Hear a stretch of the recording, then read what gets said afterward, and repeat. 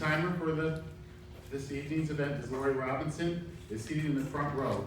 She will hold the paddles for the candidates to see.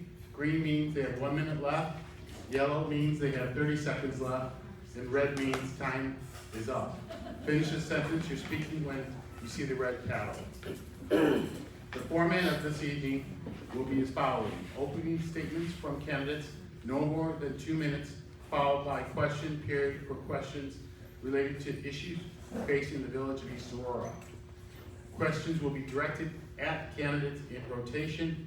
Closing statements will be no more than 2 minutes each. It is time for the opening statements for candidates for mayor. First we'll hear from Luke Wachensky, and then we'll hear from Pete Mercurio. Thank you.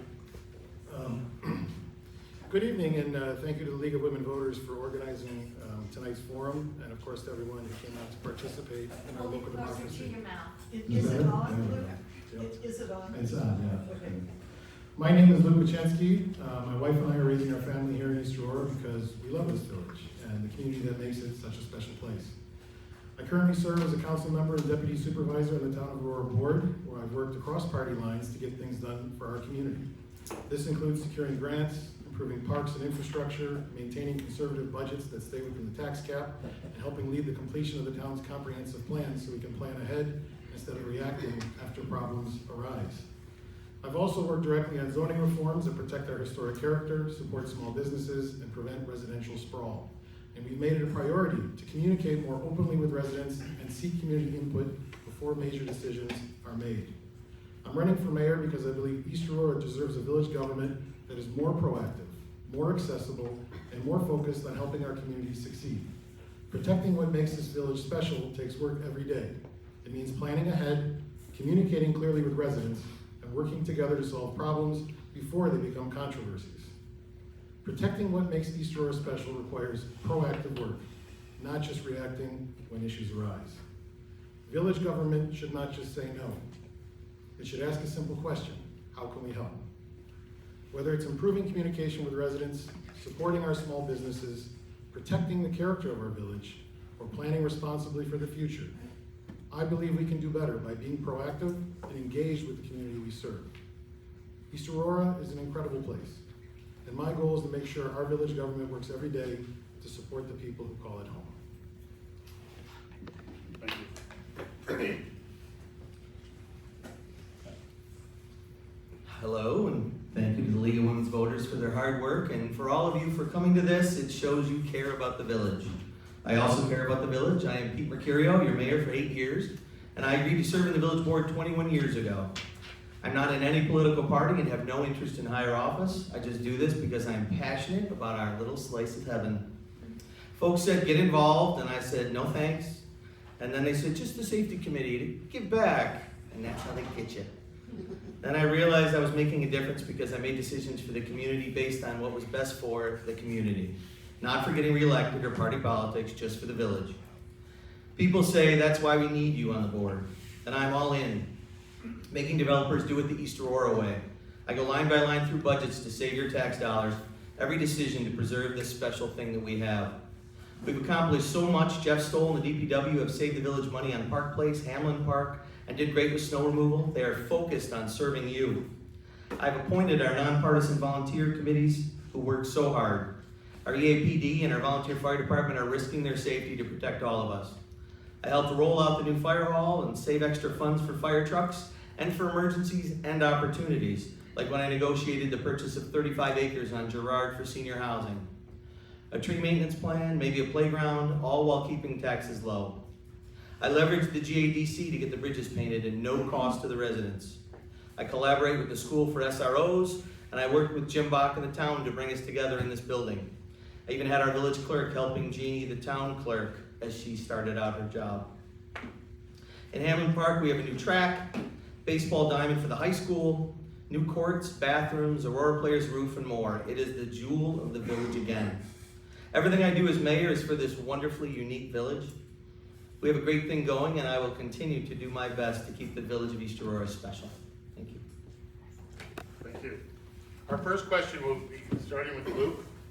Being mayor and working with our police, fire departments, DPWs, and the village residents require a lot of time and the ability to be at meetings in person and be physically available when needed.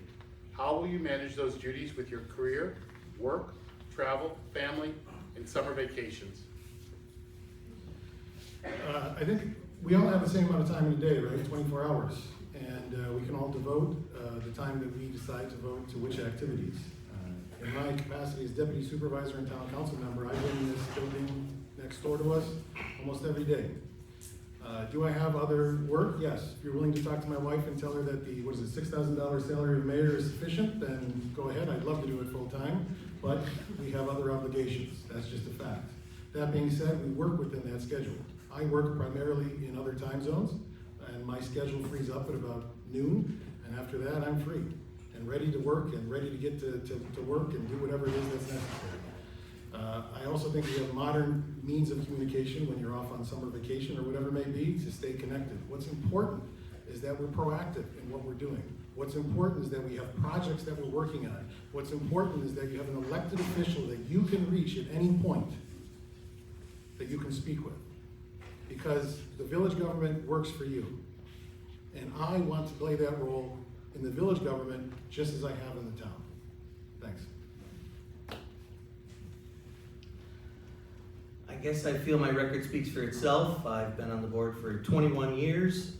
Just as mayor, I've been to 171 village board meetings. My attendance rate is 95% of the meetings. I meet with stakeholders, department heads, community individuals, concerned folks regularly. I figure out with the time I put in, you're getting my efforts for about 75 cents an hour. It's $8,000 a year as mayor, and I devote a lot of time. I live a mile away, I work locally, and so I'm available often. Thank you.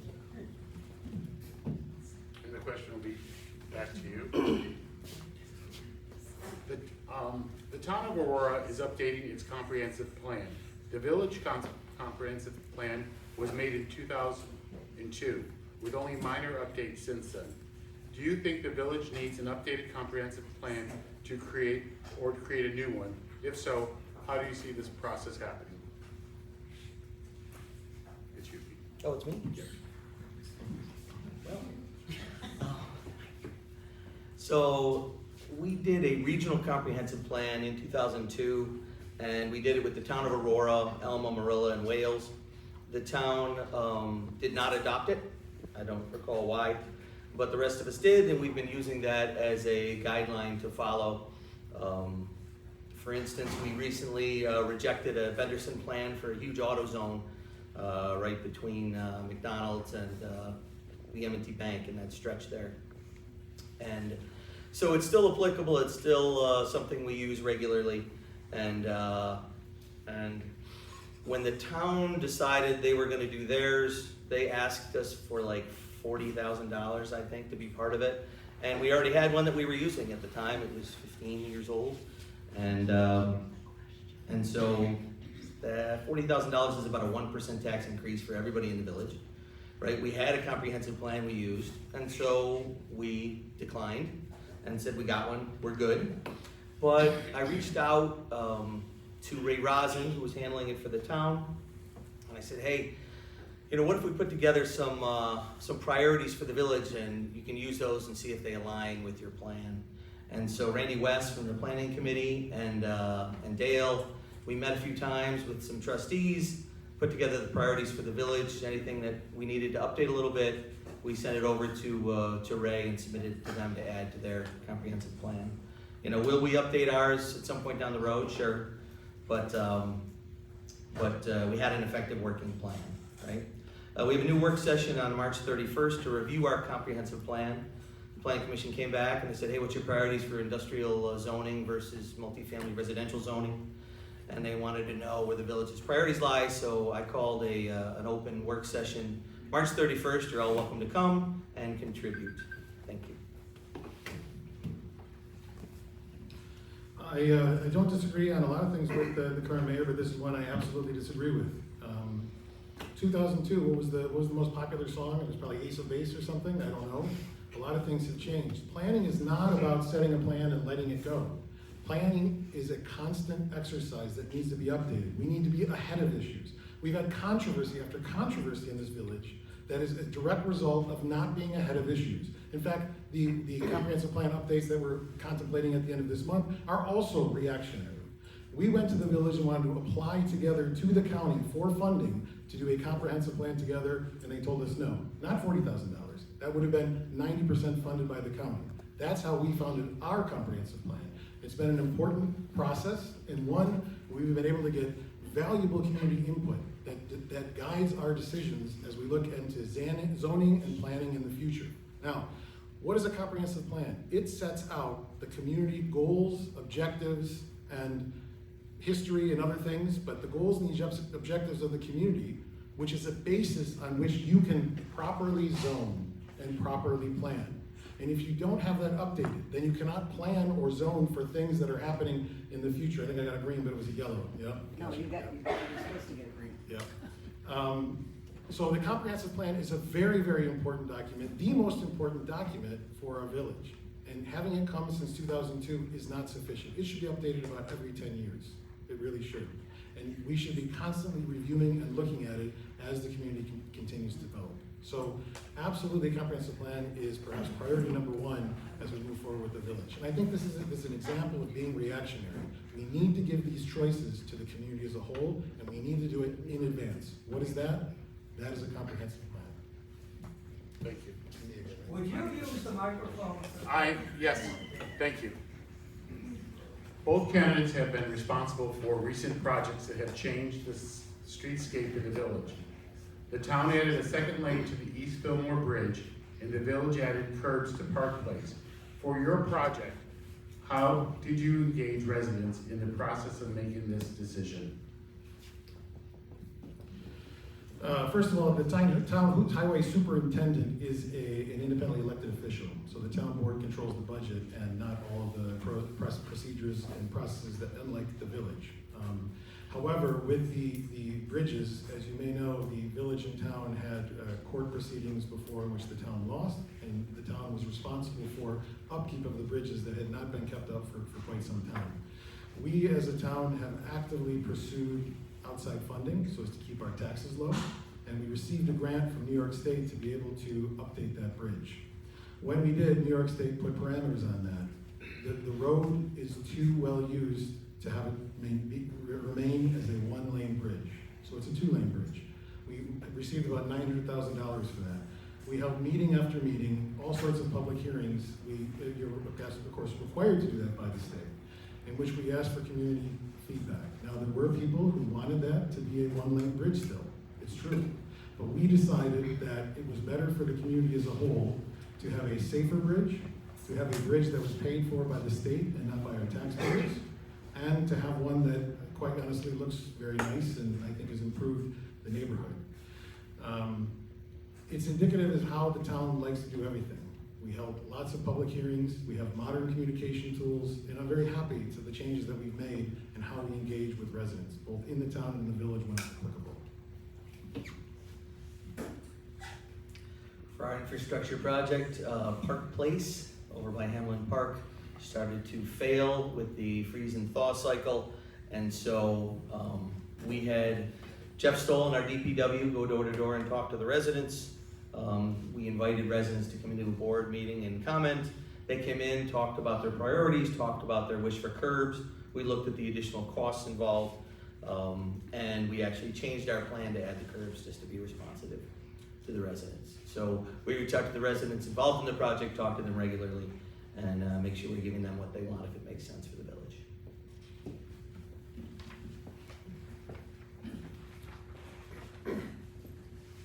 Your next question is, 2025 has been a disaster for the village trees.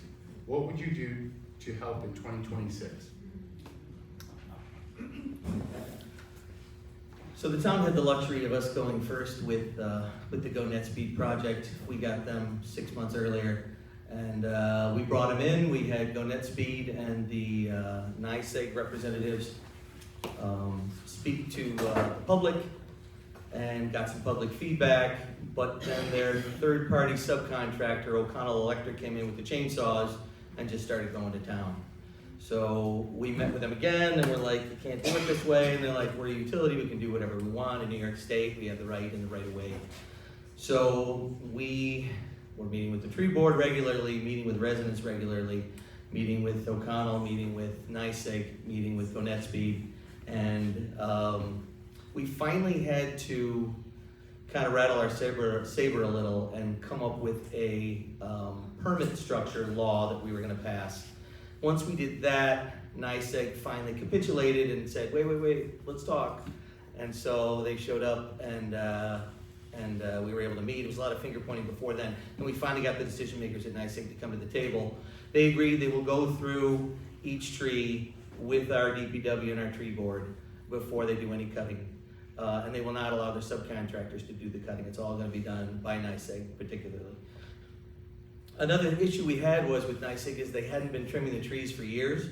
And so they have left certain areas untrimmed. Some they did, some they didn't. So we said we needed a regular schedule from them going forward. They agreed to that. They're doing that in writing as well. They're going to be trimming the trees every 3 to 7 years to keep up on the cycle so they don't have to come in and do a hatchet job. So we worked through it. It was frustrating. We lost some trees early on, but we have a better process going forward, and we saved a lot of trees at the end of it. I think it's another example of being reactionary rather than proactive. The town did not get any advance warning, unlike that was any different from the village. But what we did is we held public hearings. I personally met with those representatives in the very beginning, and we didn't have the same response in the town. We listened to residents. We went already tree by tree with Gonetspeed. I have Gonetspeed in my house. I don't have any problem with Gonetspeed. They were actually very, very easy to work with, and they listened to the needs of the residents, and we were able to go house by house, splitting up each road, wherever it was, by council member or the supervisor who was going to take that and talk to the residents. The question was, what do we want to do in the future? And that's interesting. I don't think there is still a solution to what happens in the village. The town is a little bit different. Now, in the town, what we need to do is we need to work with our Climate Smart Community Task Force to get the funding to do a forestry plan in order to understand what trees we want, how we want them, where we want them planted, what are our priorities, to get ahead of when the next time someone comes in and they want to do the tree trimming. Our community has spoken. They have said, we like our trees, and we have responded by being active in trying to find a way to protect them. The way in the town is to plan properly and to put that into local laws and to establish the rules. What is the canopy? What is the circular that they are able to do?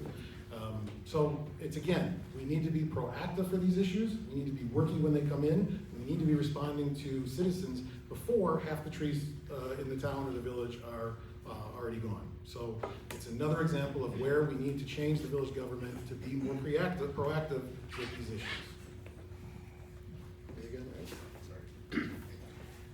The Village of East Aurora needs an upgraded library building that reflects the educational and cultural interest of its citizens. Are you interested in working with the town, county to secure an upgrade? That library is a bit the bane of my existence. We have tried to upgrade the facility. It is a town building, but the county actually is responsible for running the library. The village is not a part of that, but there are some serious problems with the way that it is heated and the way that it is cooled. There are some problems with the windows. It's a functioning building, but it does need to be upgraded in a number of different ways. We had secured a grant to actually get some geothermal and heat pumps in there, and the quote was that it would be about $600,000. It ended up being like $2.5 million, so we weren't able to go forward with that because the original assessment was not sufficient enough. We need to keep on chipping away. That's how we've done it in the town. We have needs, but we also need to have we stay within the tax cap with our budget because we can't put that burden on our residents. We've been faced with healthcare costs. We have to catch up on some of our salaries of some of our employees. So staying within that, but working hard to attract those outside funds. And that's how we've been able to do all of the exciting projects that we've done in the town. And we'll get to the library eventually. Well, I hope they get to the library eventually. They'll get to the library eventually because it's about going after those grants. Our Climate Smart Community Task Force is one of the leaders in the state. I've been interviewed in statewide journals and magazines to talk about how a town of our size received bronze level Climate Smart Community status. And because of that, we are actually now able to go out and get other grants for all sorts of things. This year, we got $500,000 to replace our salt bar. So it's about enabling our community members to do what they do best. Our library board to be working with us as to what they need to do. Our climate smart community task force to be pursuing grants and working on things that we can do in-house and finding those opportunities. And it's sad that we haven't been able to find them yet for the library, but I'm positive the town will continue to work along those lines to try to find those funds. It is a town building. Anything the village can do to collaborate with the town and the county, we're welcome, we're interested in doing. But again, it's a town building, so it is not part of our purview. We do have our own grants we go after, but this isn't something that falls under our scope.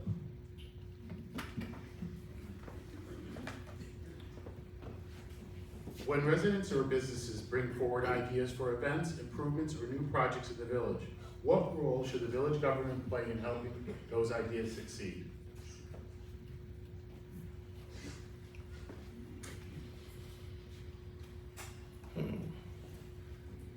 So when it comes to new businesses, I feel like the village board's role is analyzing the effect it has on the community, the effect it has on parking, the effect it has on the character of the village. We go through the zoning, we go through the code, the processes, they go to the planning commission, they go to the zoning board if needed. We also go through their drainage, their landscaping, their facades. We've had them change all those things to make sure that they align with the village character. We've had different businesses show up and they've got some modern look or some funky architecture or jammed with parking, and we go through it and we tell them, this isn't gonna work, and here's why. We're not trying to be anti-business, but everybody, knows how popular East Aurora is now. Everybody's like, how can I get rich off of East Aurora's popularity? So we wanna make sure that we're not being taken advantage of, right? We don't want the village to become a place where people only wanna visit, not wanna live.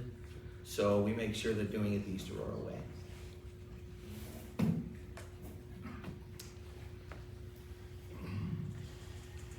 The village board needs to take a proactive role in supporting our small businesses and community organizations. What does that mean? I wake up on a Saturday morning, take my bike, go to get Dopisto bagels, head over to the Elm Street Bakery, go to the co-op. It's a major reason as to why we live here. We love our main street. And we're losing ground to other communities like Hamburg. What have we done in the town? Sorry, this is my comparison. We received $4.5 million in revitalization for West Falls businesses, nonprofits in the town to improve the parks, but also to go to businesses and to redevelop West Falls as it once was. The Village of East Aurora has not applied for that grant once. So many communities around here have received it. How are we able to do that? By working with West Falls businesses, residents, understanding what it is that they want to do, how they want to develop, and what businesses they want, getting the funding, and you're going to see some massive changes in addition to what has already happened in West Falls. Another example is Rotary. When they came to me and asked, hey, Luke, any good ideas for what it is that we can do in the community? And I said, yeah, I would love to do a European holiday market. And I worked to connect the Roycroft with the Rotary. I worked to get the town highway barn to be used so that they could build the huts that they use. I think it's a hut. And I also worked with the town to be able to go out and grab the Christmas tree and come in. And it was a fantastic event. Not just because it's just outside my window, but because it was a great event for the community. It's about being proactive. We can't just say no to these businesses. We have to be out there helping them. And that's something we need to change in our village government. Proactive. Thank you. Next question is, will you start a village composting program and when? I'm glad I was on the town board before this happened.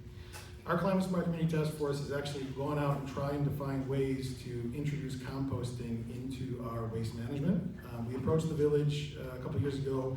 We had an agreement with the county where we would be able to have a compost drop-off, that people would be able to bring compost into at least to drop off at a site. But the problem is that it doesn't work unless we have village residents as well. It can't just be for the town. The village didn't answer us on that initiative and eventually came back and said it was not of interest to use that. We had proposed using Saturday as a site collection because there's already an employee out there. We do need to work on ways to get composting, and we need to work on ways on how do we get to compost pickup. Why? Because it saves money. Why else? Because it's good for the environment. And I'm sorry if that's a problem. That's not partisan politics. That's just what's right. If you go to Canada, if you go to Vermont, if you go to Massachusetts, they are working on, and not working on, they have weekly compost and recycling pickup and pickup of garbage every other week. We're going the opposite direction. Now, we are working with Waste Management to be one of the first communities when they introduce it here. And that's something that they may use as a pilot program, because when we're talking about the changes that are upcoming for us, even though our contract is not up, we have a little leverage. And so what we're trying to do is get that compost to be a part of it. Now, I know some people may not like that, right? You have to go like this instead of going like this with some of the things you have, but it's so important. It's great for the budget, it's great for the environment, it's great to reduce the landfills, so there's a path to get there, and we need to pursue that, especially in the village, where I think there's more people that want it than in the town. So in April, Modern Recycling said they didn't want to do our contract, didn't want to honor our contract anymore, they were opting out. So we had to rebid our garbage contract, basically because all the garbage companies don't feel they make enough money with 3 people in a truck. So they're forcing everyone to go to totes. I know the town is going to be following suit, like most municipalities. It's much more expensive if you want to go to non-totes. Taxes would have gone up significantly. So we rebid it and ended up with the best contract we felt based on what they said our usage was, which was a garbage pickup weekly, recycling pickup every 2 weeks. And that works for most. I've had a few people call me and say, you know, they order a lot of Amazon and they got a lot of boxes they got to get rid of. But for the most part, that's working for most based on the modeling that we got from the garbage companies.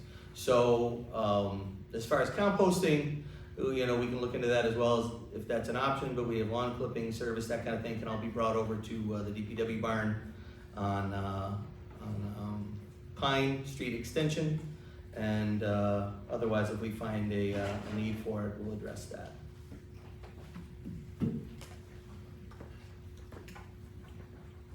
Next question. What are your plans for the upkeep of our parks, especially Hamlin Park, and how can we improve them for the use of young families?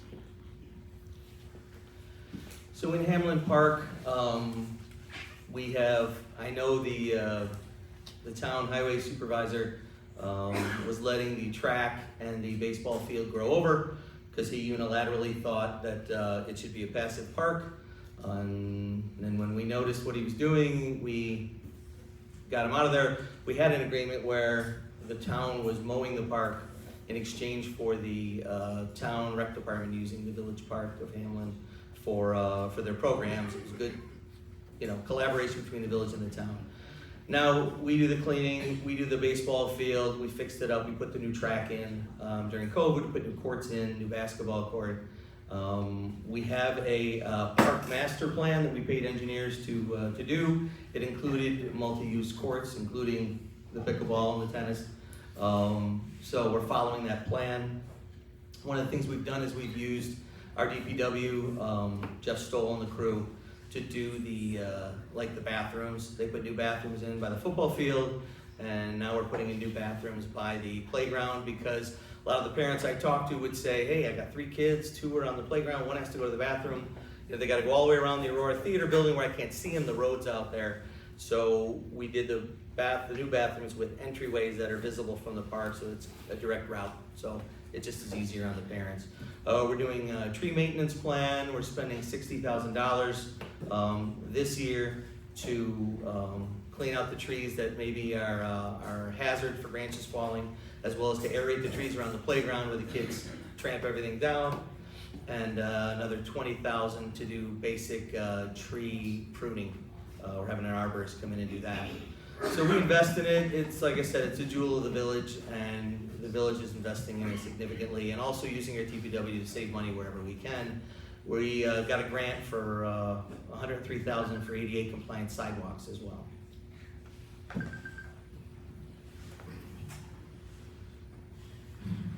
Hamlin Park is not in good shape. we've let it go for far too long. The agreement that the mayor is talking about is actually not one that was broken or anything. There was no agreement. I'm an attorney, and we came back and we said to the village, this has to stop. You have to stop blaming the town for what's going on in a village park. Yes, we want to use it as rec facilities, but we can't be responsible for everything that's happening. So we entered into an agreement where we will mow as a town, and the village takes care of everything else, which it is a village park. Now, there should be a village or a Hamlin Park plan. It's out there somewhere, it's not on the village website. We need to go back to that plan. We need to have robust community input. We can't put up pickleball courts without having public hearings. We can't change the pickleball courts without having public hearings. It needs to have public input. I get it. We put up 2 pickleball courts at Warren Drive. We did 2 at Community Pool, and we did 2 in West Falls. Why? Because we heard that there was a zone that drove people crazy, and we also heard that if you put 4 in, it brings them leagues. We had public hearings. We did a number of different things. That's what they went. No controversy. Now, how have we dealt with our parks? Because we do need to improve them. Warren Drive, we have applied for the 2nd time now to try to make that an active park for activities that are non-organized. So that could be, because I've been criticized for this, a skate park. It could be a senior trail with exercise equipment. It could be a new pavilion for people in the neighborhood, new bathrooms, ADA compliance. We have a really good shot to win that this year. We've also already won one for Falls Park in West Falls, across the road in there for $800,000 to have an inclusive playground there at the end of the Rails to Trail, which also got funding because of what we did. Being proactive. We're not getting it right now in the village, and that's causing problems. The trees that fell down, $60,000, unfortunately not enough. Gotta go out and get that extra funding because Hamlin Park should be the jewel of our village, and it should have community input, and I personally don't feel we're getting that.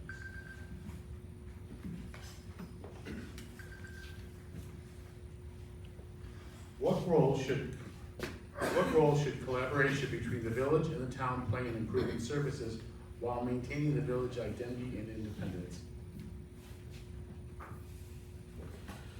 First of all, let me address this. The village DPW and the village police need to stay with the village. That's it, okay? I don't want to hear anything else because that's my belief, and I've never said anything different, okay? That doesn't mean that we can't work together.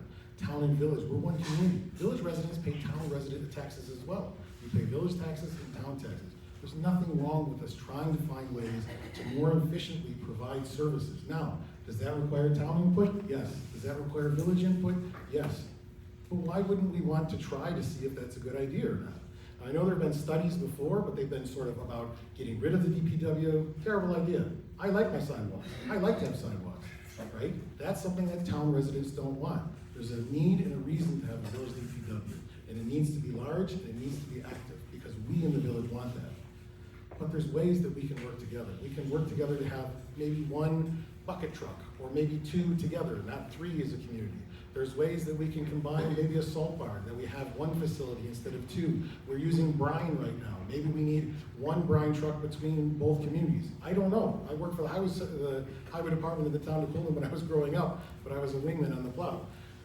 But there's no harm in looking to try to find those efficiencies in ways that we can work together, because let's face it, we are both. So I don't see any problem with doing that, and I would actively encourage to look for those ways. But we keep our village the way we want our village, that's for sure. So we have been collaborating for quite some time. This is not a new idea. We now share 2 buildings. We share this one, the village offices and the town offices, make it easier for the residents when they come in. They can pay a water bill, they can go to the rec department, they can do it all at once. And we also moved the town courts over to the village building on Main Street above the police, because it made sense, they said, to keep the police and courts together. That's something Jim Bach and Polly Porter and I all worked on.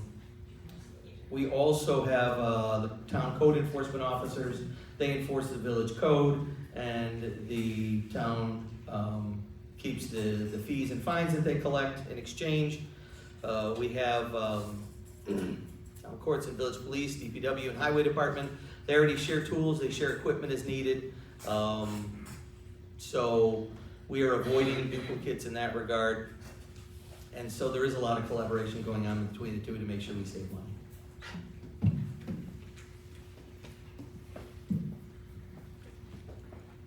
How will you solve the safety, walkable walkability, biking issue versus traffic, parking, business issues? So it's no surprise East Aurora has become very, very popular and busy, and people are complaining about traffic and complaining about parking. And people will be like, oh, you know, we need a parking ramp, and we don't need a parking ramp, right? There's creative ways we can find more parking in the village. We moved the parking from the south side of Oakwood by Wall and Wands to the north side, because that's where the cemetery is. It gave us 8 more spaces because there was no driveways, right? It made sense. On Riley Street, the old DPW chief didn't think there was enough room. It was wide enough for parking. I went out there, parked my car, parked another car, measured it. There was room for 3 more cars in between. So I had them stripe it to add 18 more spaces on the west side of Riley by the rink. Now the rink has their lot that they've purchased. We redid the parking lot, the municipal parking lot behind Barbell. The village doesn't own any of these village parking lots. Those are all parking lot leases we have with the property owners. We agree to stripe them and plow them and maintain them, and in exchange, they let the public park there. So we negotiated one behind Barbell with the property owner of the apartment building on Oakwood, kind of behind Tim Hortons there. He agreed to let us encroach as long as we put up a fence. We negotiated some landscaping, and we were able to add another 30 or 40 parking spaces there. So we're able to add the parking spaces we need. There isn't room for bike lanes. The DOT did a buffer lane down Main Street, which is more for when people open their doors versus actual bike lanes. So people need to be careful. We work with the DOT on crosswalks. I'd like to add some blinking pedestrian crosswalks at Girard and Buffalo Road, as well as a couple other places in the village that could use them for safety, and some speed humps as well. On Shear, and there's a couple other roads as well. So we're looking at the possibility of the state allowing us to put in some sort of crosswalk 3-way stop at South Street and Olean as well. We gotta go back to the drawing board. My son was hit crossing Elm Street on a green light. This is not a bikeable, walkable community. We think it is, it's not. You go to other communities that have taken this seriously, and you can see how different those are. We have an Elm Street study that was supposed to increase parking, that included bike racks and other ways encouraging people to bike and walk to those locations, that was never acted on. That was 5, 6, 7, I don't know how many years ago. Our community wants to. We know that in the village, and I'm willing to die on the hill on this one. We want a walkable, bikeable community. It's why we live here. We need to get serious about working to make it one, because it's not. There's not a bike rack anywhere near the co-op. There's not a bike rack anywhere near the businesses up on Main Street, or certainly not enough. We need to get serious about it. It's planning and implementing, and there's funds out there to do it. There really are. As far as parking is concerned, one way to alleviate parking, walkability and bikeability. That's an easy way to do it. Of course, these small things that we're mentioning, of course you have to work on those things, trying to find ways with each particular business, how they're able to do it. But we need a community plan, how we can take all of those elements, which are not against each other, and create the community that we really want. Being proactive. How would you address the problem of deer overpopulation?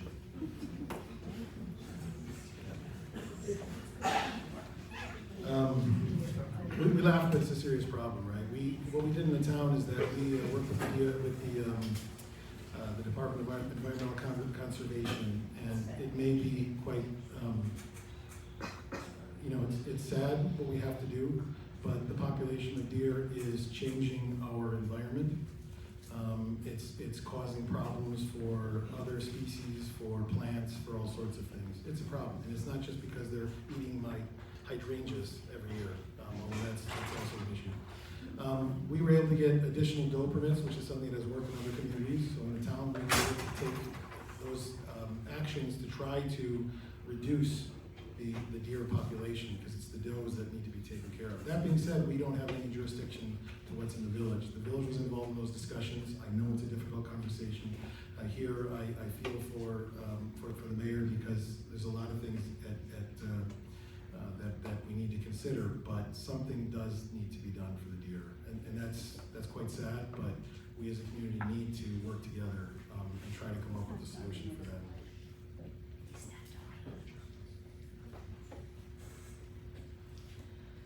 It is a tricky problem. I remember 12 years ago, residents showed up and we started entertaining the idea of doing a bait and shoot to reduce the number of deer. And a large number of residents showed up and said, no, you can't do it.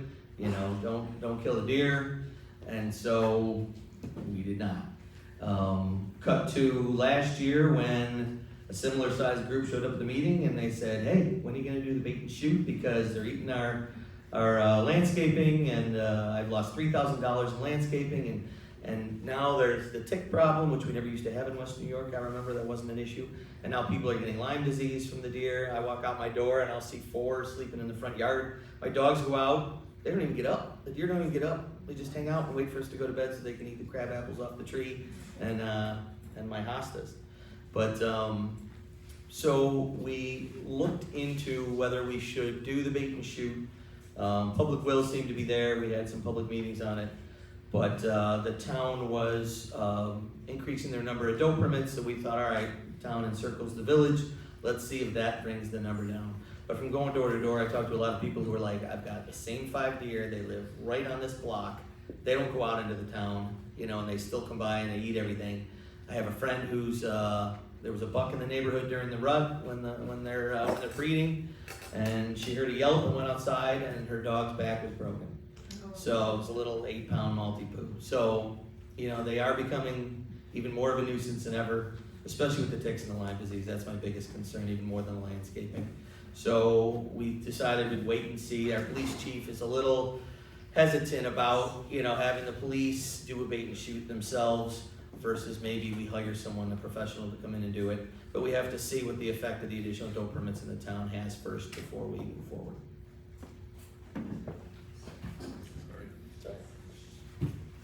What can be done about the proliferation of unrecycled water bottles and trash after our annual fireworks?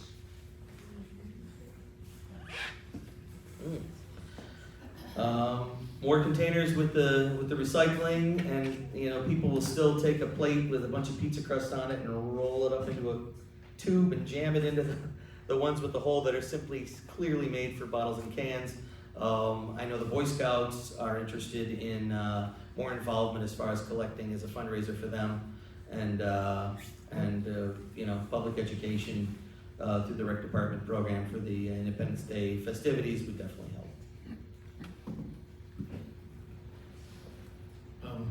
We partnered with Can Bottle Return in Hamburg, New York, to come and put recycle bins up before that festival that's happened 1 year now. They came out, they put the recycle bins up, and then they came 4 or 5 the following morning to take the recycling out. Unfortunately, we need to police those. There's a lot of things in there other than recycling, and I'm sure that a lot of those bottles were going into the landfill rather than being recycled.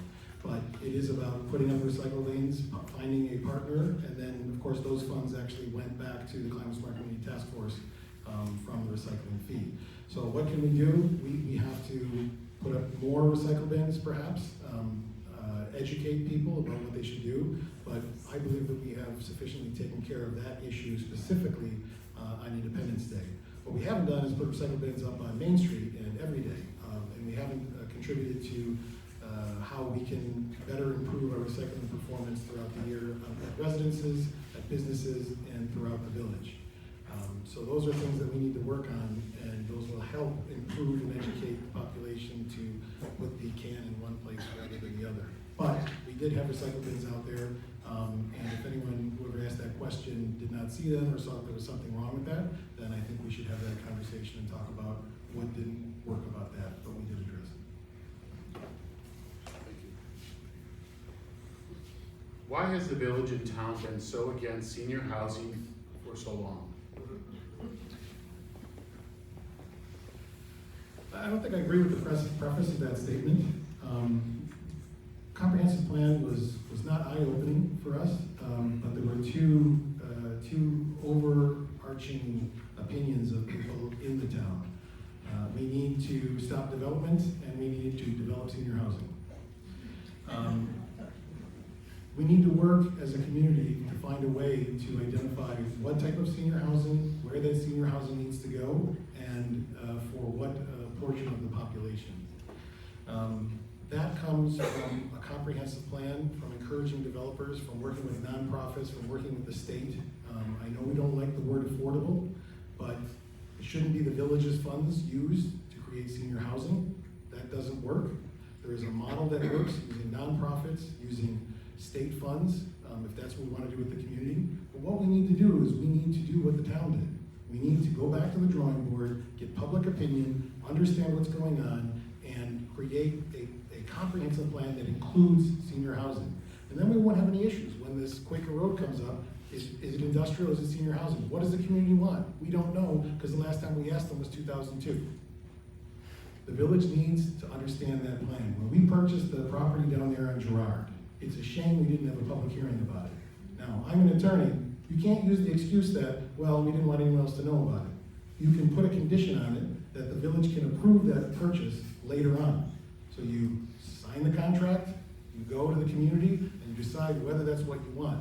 Now we've taken county funds that have our hands tied, that has us forced into affordable housing, whether you like it or not. I think that's a good solution for the community, but it's not up to me. It needs to be up to all of us. And we haven't had that opportunity to say what it is that we want to do. And that's a problem, and that's something we're going to change.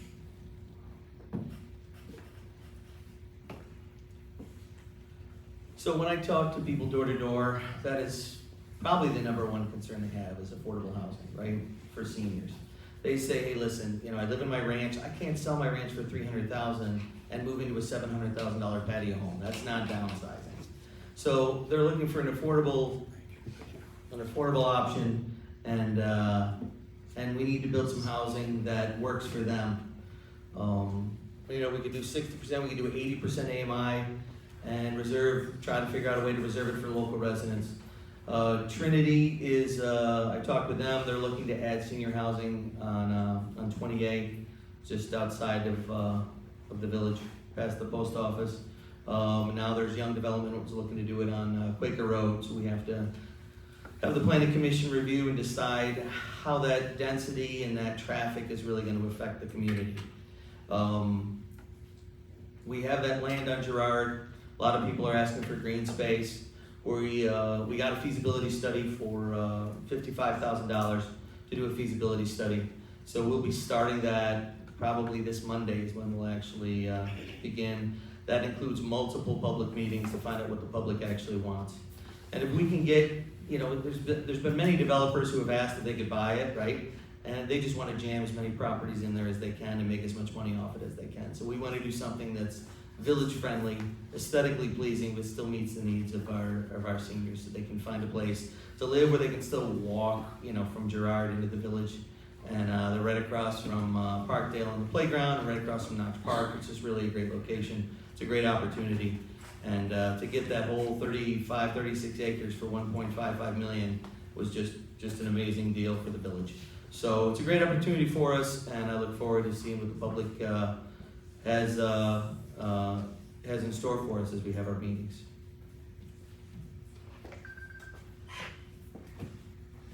The YouTube board meetings are helpful for times when people cannot attend in person. Would you consider recording planning board, ZBA, or other subcommittee meetings?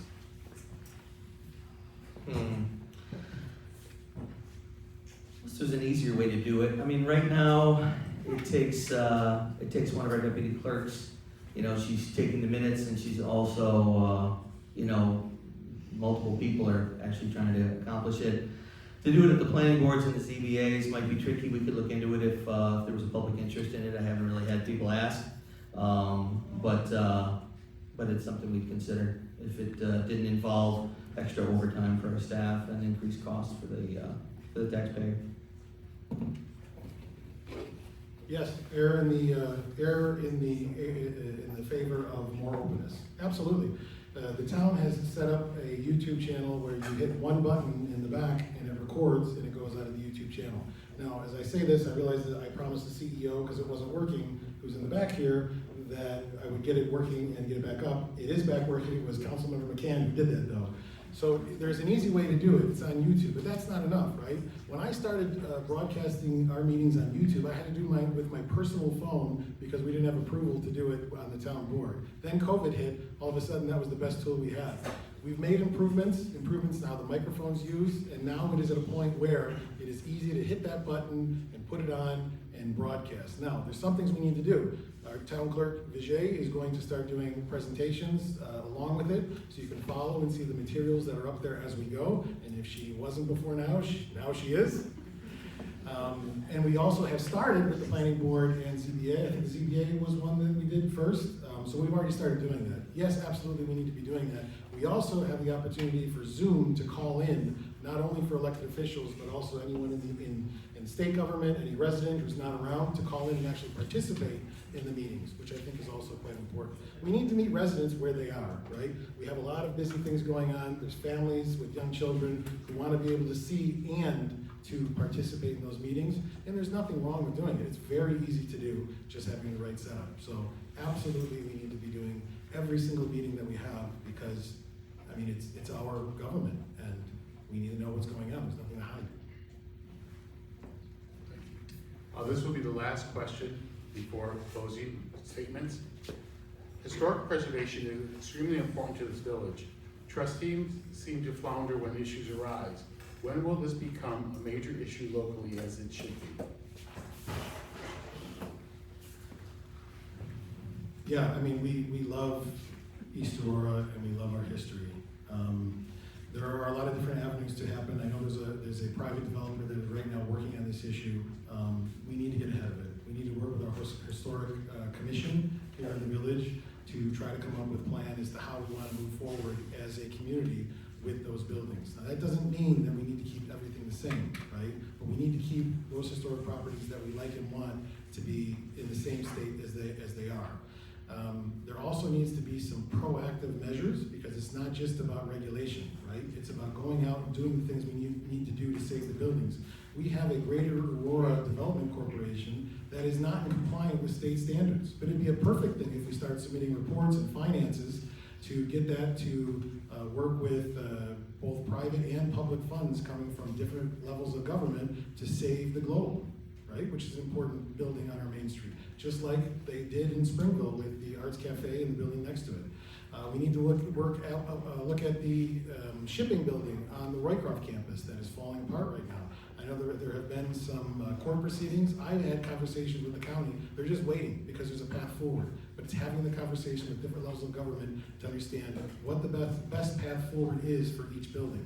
So it's a combination of working to make sure that we're preserving, but also being proactive in finding ways to, I don't know how to say preserve, but to actually work on the buildings so they're not falling over.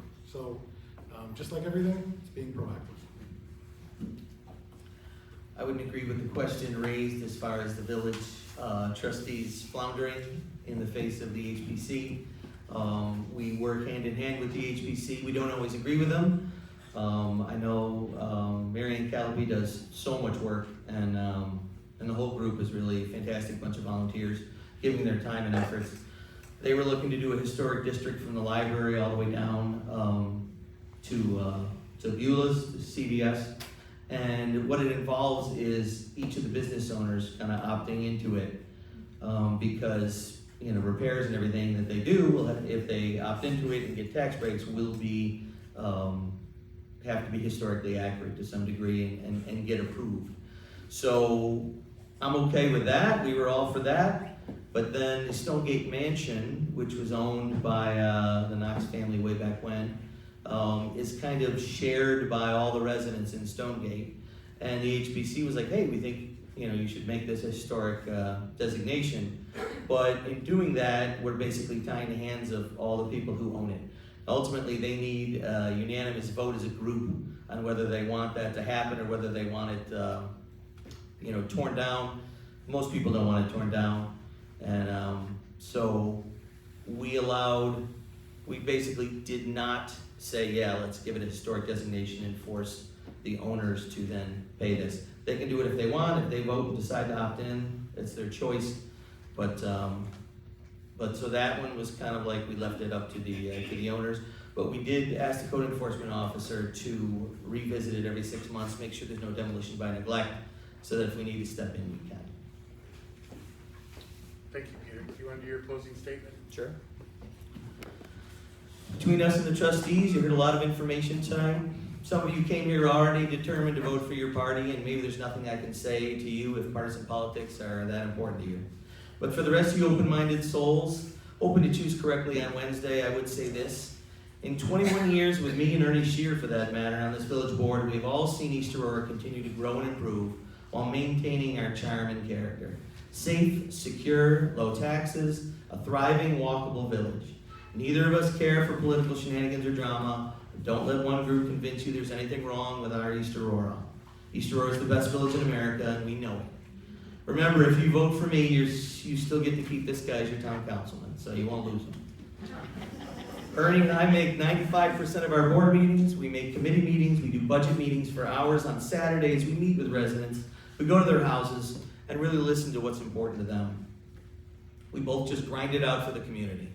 We are looking at multiple new senior housing projects and are working with Main and Hamlin and other private funders to replace our playground in Hamlin Park.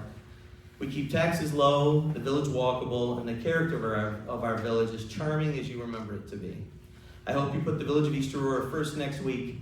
I am Mayor Pete Mercurio, and I want to thank you for your consideration on March 18th.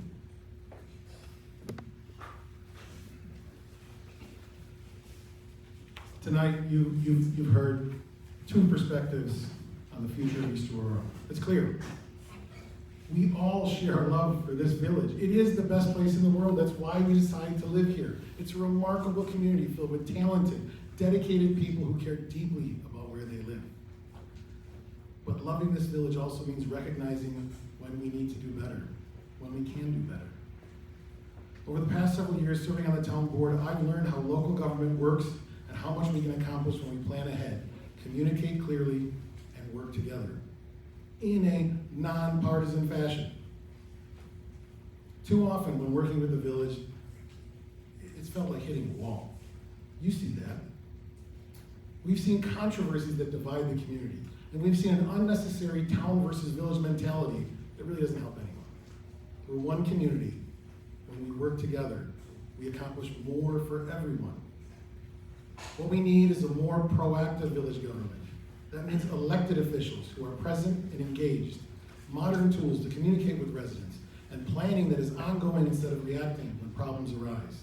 It means empowering the talented people in this community, including village trustees, to participate in shaping the future of our village. It means supporting our small businesses, pursuing grants and partnerships, and making sure we are not missing opportunities that could benefit our residents. This election is about the future. If the current mayor is reelected, he will have served 12 years. I'm so thankful for the time that Pete has put into the community. But I believe East Aurora is ready for new ideas, new energy, and a fresh approach to leadership. Village government should not just say no. It should ask a better question. How can we help? I'd be so honored to serve as your mayor and to work with this community to help East Aurora continue to thrive. You're not going to get me out of the building. You're not going to get me out of the co-op. You're not going to get me out of the places where you can talk to me and have those conversations. I really look forward to it. We can do great things together. Thank you so much.